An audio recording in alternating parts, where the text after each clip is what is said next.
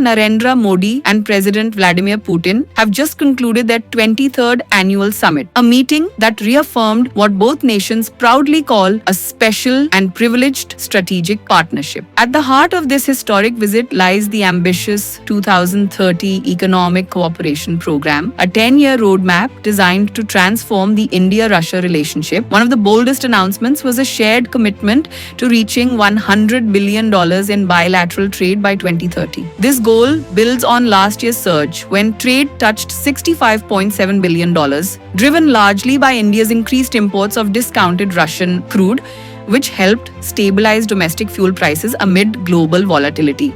To sustain and balance this growth, both sides are pushing for an early free trade agreement with the Eurasian Economic Union.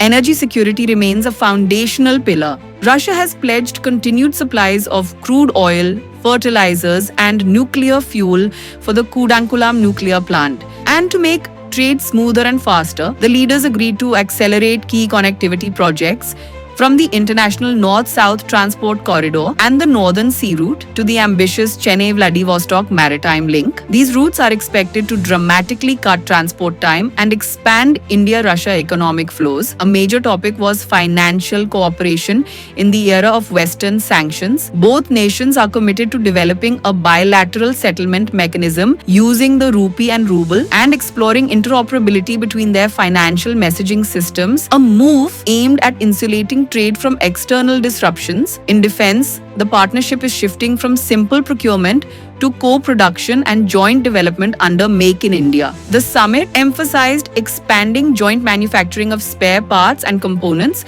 for Russian-origin defense systems already in service with India. Civil nuclear cooperation was also strengthened, with Russia reaffirming full fuel cycle support for Kudankulam and continuing discussions on a second nuclear plant site. People-to-people ties received a significant boost as well. Russia announced a free 30-day e-tourist visa for Indian travelers, while India will open new consulates general in Kazan and Yekaterinburg to deepen regional engagement. Together, these initiatives form a bold and future-ready vision, a roadmap ensuring that India and Russia's strategic partnership remains resilient, dynamic, and firmly aligned toward unprecedented economic and geopolitical growth by 2030.